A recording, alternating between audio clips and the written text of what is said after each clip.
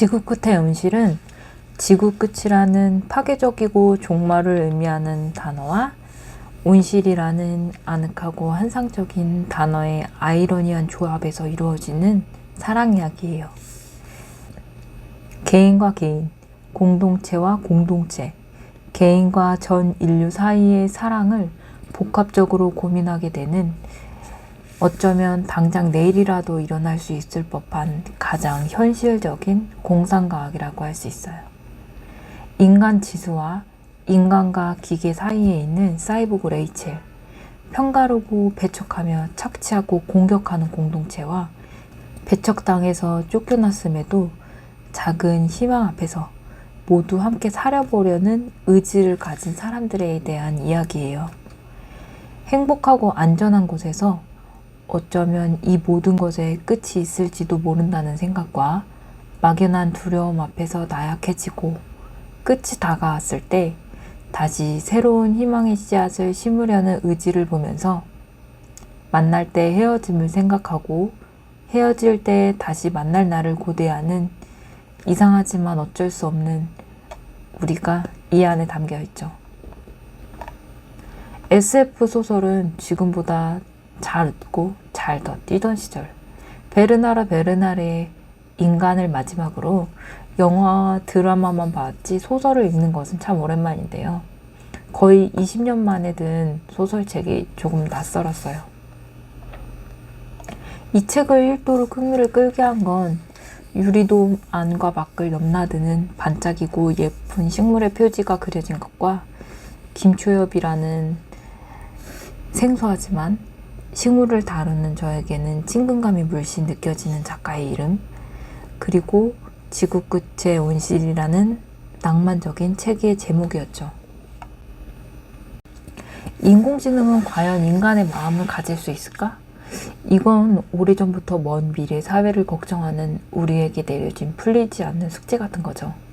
인간의 마음이란 건 심장에 있는지 뇌에 있는지 그런 것부터 인간과 인공지능이 서로 사랑할 수 있는지, 인공지능이 인간을 지배하는 것이 가능한지에 대한 논란과 그를 토대로 한 상상력 가득한 이야기는 어벤져스나 사이보그지만 괜찮아, 터미네이터, 나홀로그대 등에서도 볼 수 있지만 이 책에서는 조금 독특한 요소가 추가돼요.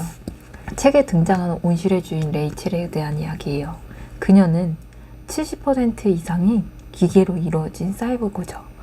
그녀를 고쳐주고 수리해주는 인간 정비사 지수와 인간의 비율보다 기계의 비율이 훨씬 더 높은 사이보그 레이첼의 오묘한 심리전, 이 책을 읽으면서 과연 인간과 기계가 사랑하는 것이 가능한지, 인간의 몸이 기계로 대체되고 뇌만 남는다면, 심지어 그 뇌조차 메모리 칩으로 대체되고 있다면 그것을 인간이라고 할 수 있는지, 인간의 마음은 어디에서 오는 것인지, 뇌의 특정 부분을 건드리면 사랑에 빠지는 마녀의 물약처럼 누군가에게 호감을 끌어내는 것 이상의 사랑이 가능한지 등 많은 것을 상상하게 만들었죠. 우리는 개인이 모여서 큰 힘을 이룰 수 있다는 것을 독립운동이나 금모으기 운동을 통해서 경험한 바 있어요. 과연 공동체의 잘못을 잘못하지도 않은 개인들이 나서서 해결하고자 시도하는 거, 이게 괜찮은 일일까요? 옳은 일일까요? 일제감정기 억압과 핍박의 대상이었던 독립운동가들이 존경스럽긴 하지만 아직은 크게 와닿진 않아서 이해할 수 없는 장벽이 있었어요.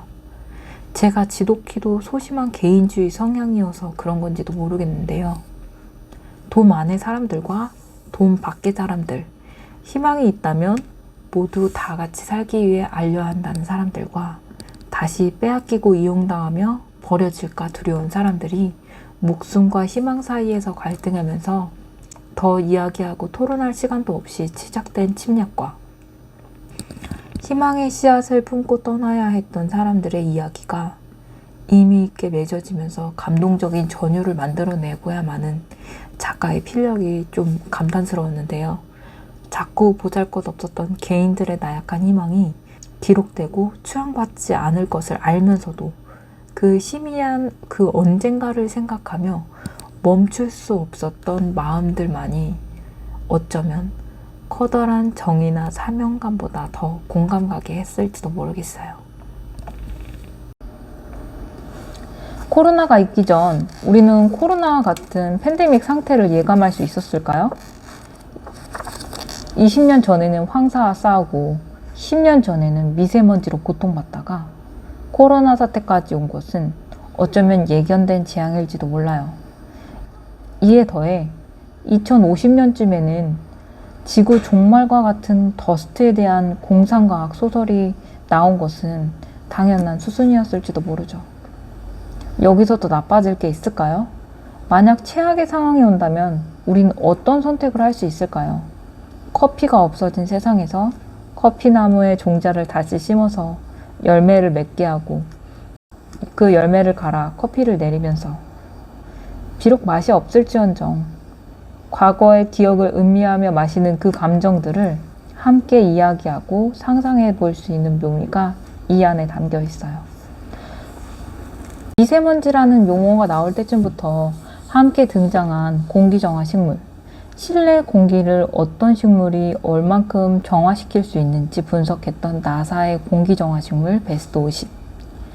과연 지구의 종말이 온다면 끝까지 살아남아 번식할 수 있는 건 어떤 생물일까요?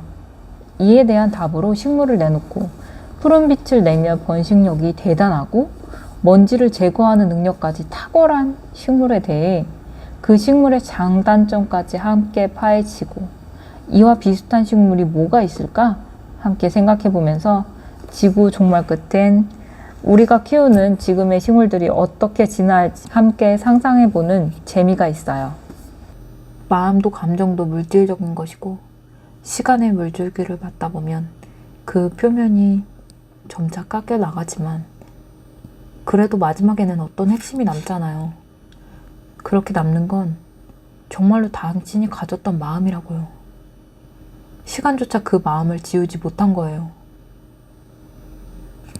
어떻게 마음을 물질이라고 생각할 수 있었을까요? 보이지 않지만 그 때문에 더 아타고 애쓰는 마음들 사이에서 그저 단순한 A는 B와 같으니까 같은 비유가 아닌 마음이 물질이고 시간이 물줄기라 정의 내려버리는 은유의 끝을 보고 있는 것 같아서 감탄이 절로 나왔어요. 오래도록 한 대상을 그리워하는 마음에 대하여 깊은 고찰 없이는 나올 수 없는 문장인 것 같았죠. 머그컵에 얼음 6개, 에스프레소 2샷, 찬물 약간을 넣고 영혼을 회복시켜줄 약물을 제조해온 다음 윤재가 말한 어제 뉴스를 살펴보기 시작했다. 작가의 일상을 엿볼 수 있는 재미있는 장치인 것 같다는 생각이 들었어요. 머그컵의 묵직함을 좋아하고 얼음은 5개면 적고 7개 많으니까 6개로. 에스프레소 투샷으로 진하게. 커피를 영혼을 회복시켜줄 약물이라고 묘사한 걸 보면서 작가도 어쩔 수 없는 현대인이라는 생각이 들었어요.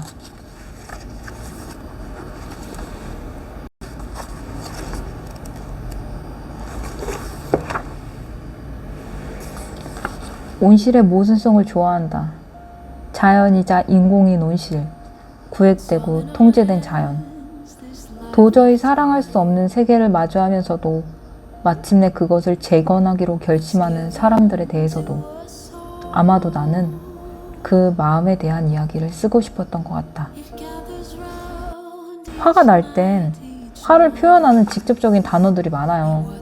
짜증이 나니까 짜증이 내고 싶어서 짜증을 낸다는 드라마 21, 26에서 라이도의 말처럼 짜증난다, 혐오한다, 증오한다, 미워한다, 이해할 수 없다, 영원히 절교야. 다시 보지 않고 싶어.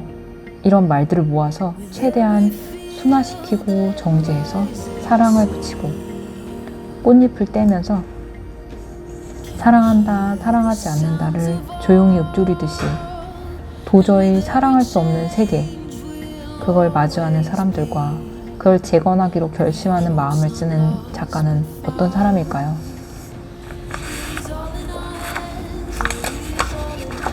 지구 꼴트 온실, 책의 제목에서도 드러나는 모순을 좋아하는 작가의 다음 책은 어떤 내용일까요?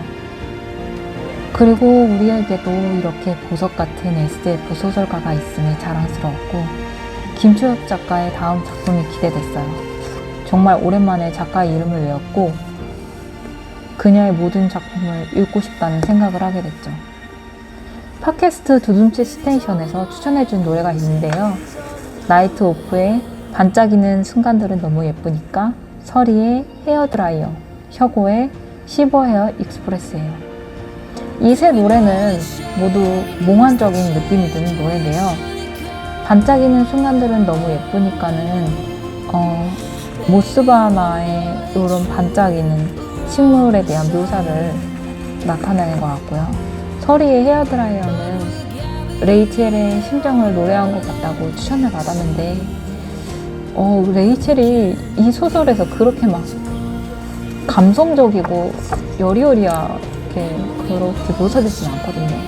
근데 그런 기계적이고 무뚝뚝하지만 사이보그의 내면 안에 어떤 감성을 툭 건드렸을 때 나오는 그런 음이 여기에 담겨있지 않을까라는 생각을 하기도 했어요.